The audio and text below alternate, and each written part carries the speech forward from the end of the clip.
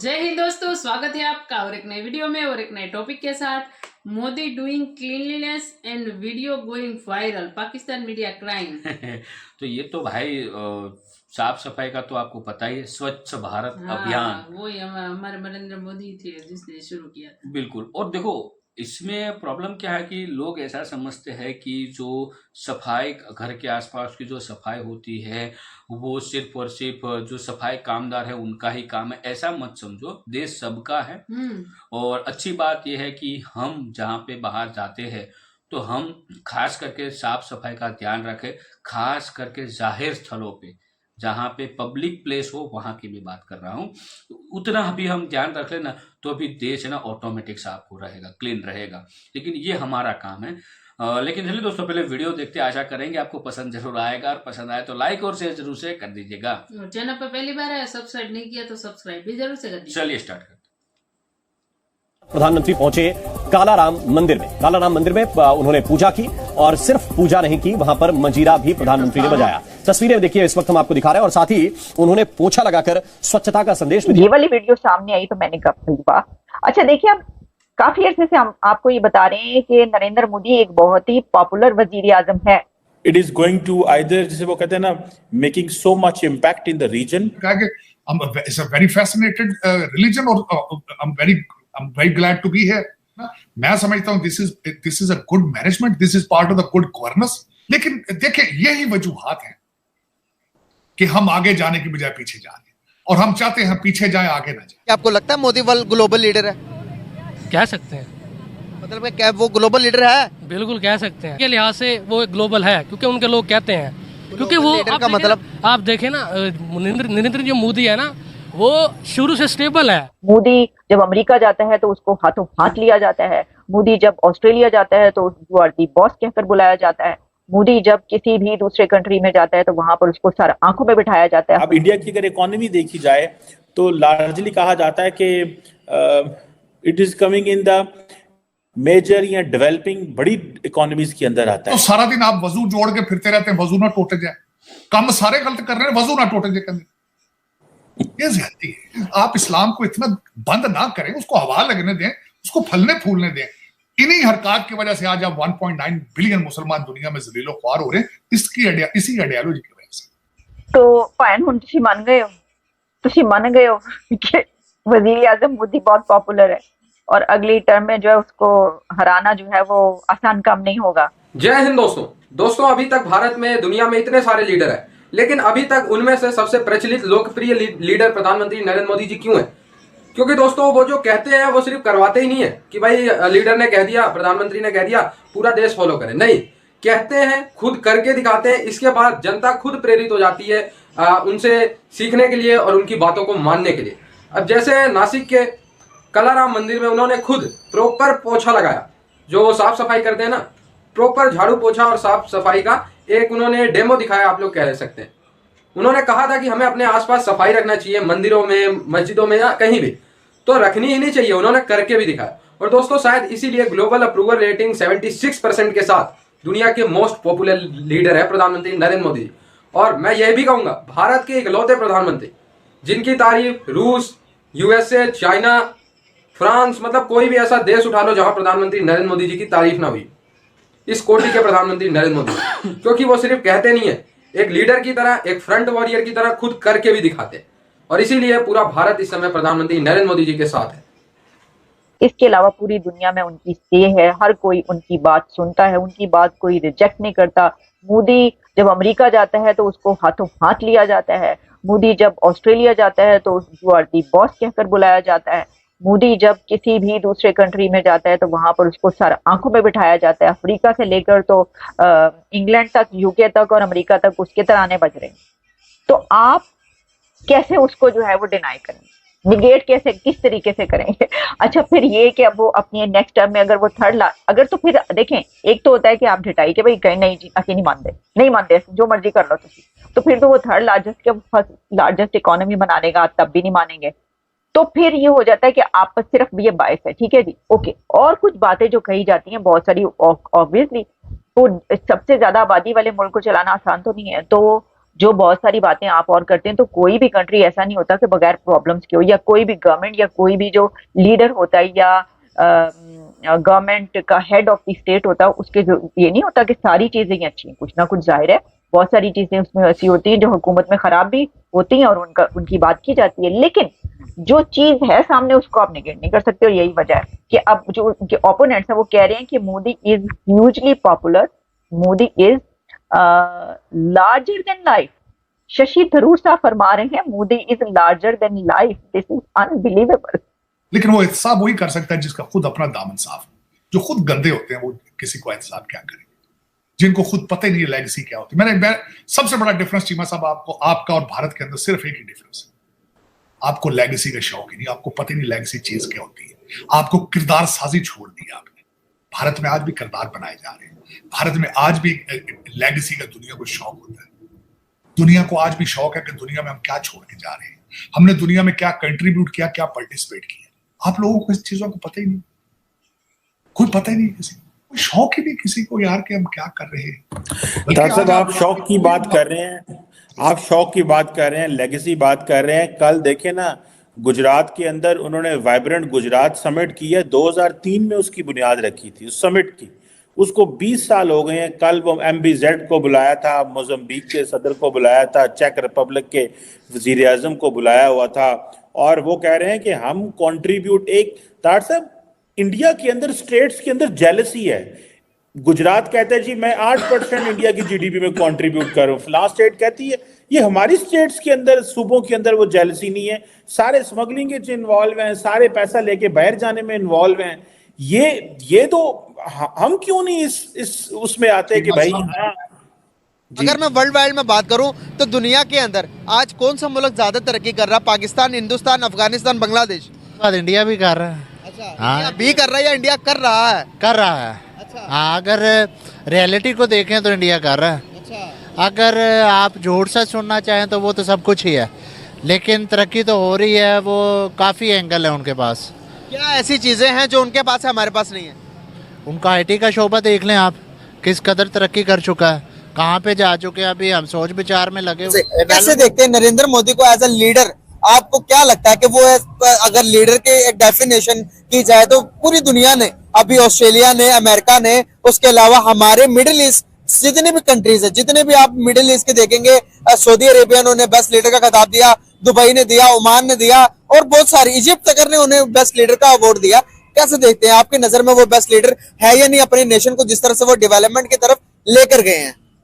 Sir बात ये है कि लीडर हैं या नहीं, लीडर बनता है अवाम के सर पे। हाँ जी, ठीक है। अब अवाम तो लीडर मानती है कि जी मैं लीडर हूँ। 15 साल अब जब किसी भी बंदे को, आप मुझे ही 15 साल के लिए यहाँ पे वजीर आजम बना दें तो देखें मैं क्या करता हूँ और अवाम मेरे लिए कितने लायक। हमारे यहाँ पर अगर आप अच्छा काम नहीं करेंगे तो 3 साल में उड़ा देंगे। नहीं, हम अच्छा करेंगे भी तो उड़ा देंगे भाई, ये अच्छा कर क्यों रहा है? हाँ जी, हमारा मुल्क एक ऐसा खूबसूरत मुल्क है, ना वो खाते को देख सकता है ना खिलाते हुए को देख सकता है। हर तरह की हमारी कोशिश होती है कि एक दूसरे की टांग खींचना, ये नहीं कि किसी को सपोर्ट करना, किसी को आगे लेके जाना। मोदी साहब जो है ना, अब 15 साल हुकूमत कैसे कर रही? 15 साल उन्होंने हुकूमत की सिर्फ आवाम के लिए। अभी के वो चाय बेचने वाले थे ना, अभी उनकी इससे पहले की बात बताऊं, गुजरात में उन्होंने 15 साल की है। बात ये है कि वो चाय बेचने वाले थे ना। जी। हमारे मुल्क में होते तो ये ताना ही उनके लिए बेड़ा गर्क कर देता हूँ। कैसे फ्यूचर देख रहे हैं? हमारा 76 साल हो गए, कोई तरक्की नहीं नजर आ रही मुल्क के अंदर। हमारा कोई ग्राफ ऊपर जाते हुए नजर नहीं आ रहा, GDP का, इकोनॉमी का, कुछ भी नहीं। बहुत हमारा जो मुल्क की सिस्टम है ना वो बहुत अच्छा है, लेकिन यहाँ पे जो एक दूसरे की टांग खींचने वाले हैं ना, इनका अल्लाह ताला बेड़ा गर्क कर देना तो हम बच जाएंगे। अच्छा। ये जितनी आवाम है ना यहाँ पे खुशहाल है। देखें अब कोई बंदा ऐसे है जिसके पास एंड्रॉइड मोबाइल नहीं है, जिसके पास बाइक नहीं है, सब कुछ है। वक्त के साथ बड़ी डेवलपमेंट आई है, ये नहीं कि नहीं, लेकिन सिर्फ फर्क है कि जो हमारे हुक्मरान है उनको जो है ना अपनी अपनी पड़ी हुई है कि हम अपने घरों में अपनी चीजें, गाड़ी है, बैंक बैलेंस भर ले, अवाम भूखी मरती है हमारे। बिल्कुल सही होगा, बस ये मामला चल रहे हैं और कुछ भी नहीं है। तो दोस्तों आप लोग देख सकते हैं प्रधानमंत्री नरेंद्र मोदी जी की लोकप्रियता। दोस्तों पाकिस्तान मीडिया अभी तक भारत के एक एक प्रधानमंत्री को अपशब्द कहती थी, एज वेल एज जब तक प्रधानमंत्री नरेंद्र मोदी जी CM थे या 2-4 साल जब वो PM बन गए, इसके बाद भी पाकिस्तान मीडिया उनको गाली देती थी, पाकिस्तान के मदरसा छाप लोग गाली देते थे। हालांकि हमें पाकिस्तान की अप्रूवल की जरूरत नहीं है, लेकिन थूक के चाटने वाले ये पाकिस्तानी हैं। वो जिस प्रधानमंत्री नरेंद्र मोदी जी को ये अपशब्द कहते थे, आज उसी प्रधानमंत्री नरेंद्र मोदी जी के पांव को धोकर पानी पीने को तैयार है ये पाकिस्तान। तो आप लोग समझ सकते हैं पाकिस्तानी जो है किस लेवल के गिरे हुए हैं और प्रधानमंत्री नरेंद्र मोदी जी की क्या रिस्पेक्ट है पूरी दुनिया में।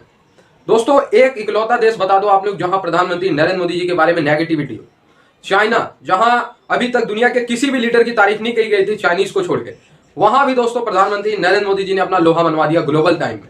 अब लो, कोई ऐसा भारत का प्रधानमंत्री नहीं हुआ जिसके बारे में कुछ पॉजिटिव शब्द लिखे गए हो ग्लोबल टाइम में, सिर्फ और सिर्फ प्रधानमंत्री नरेंद्र मोदी जी।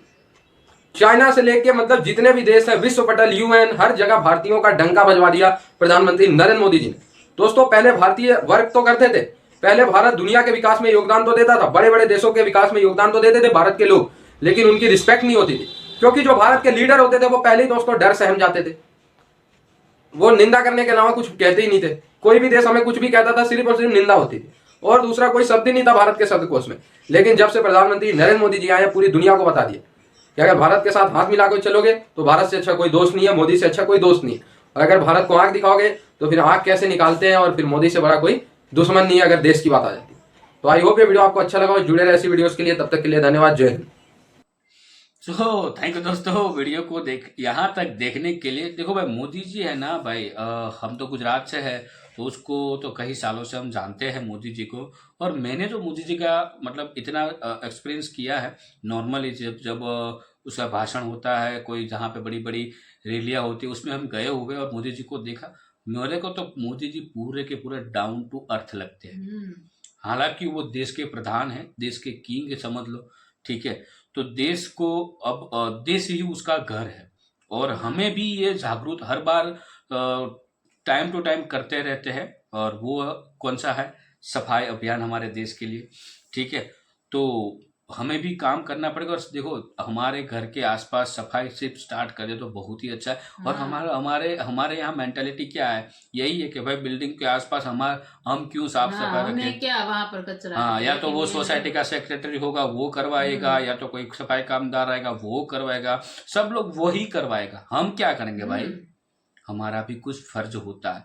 और ये थोड़ी बहुत हम आदत डालते हैं ना हमारे जीवन में, थोड़ी सफाई काम करने की, तो ये बहुत ही अच्छी चीज है। वो हेल्थ के लिए भी बहुत है, क्योंकि आपको बहुत सारे डिजीज जो एयरबोर्न होते हैं वो नहीं होगी। बिल्कुल, तो ये थोड़ा बहुत करना जरूरी और है। साथ में एक्सरसाइज भी हो जाती है। और हमारे यूट्यूबर जो हैं, इंडियन यूट्यूबर, वो भी अच्छा काम कर रहे हैं और दिखाते भी है उसके वीडियो में। और अच्छी बात है, करो भाई सब लोग। और खास करके पब्लिक प्लेस पे यार, प्लीज और प्लीज रिक्वेस्ट करेंगे कि पब्लिक प्लेस पे जो भी आप जाते हो बाहर, तो खाना ले जाते हो या तो वहां से आसपास से परचेज करते हो, तो जो कचरा होता है उसको आप कहीं पे भी फेंकते हो। ये अभी अच्छी बात हो चुकी है कि अब बहुत सारे लोग हैं वो समझदार हो चुके हैं। और जब से हमारे नरेंद्र मोदी जी ने वो मुहिम चलाई ना स्वच्छता अभियान वाली, तब से तो बहुत सारे थोड़े बहुत वो हो गए हैं। पर एक चीज भी कर सकते हैं ना भाई, हम जीवन में कमा रहे हैं तो एक 10 रुपये की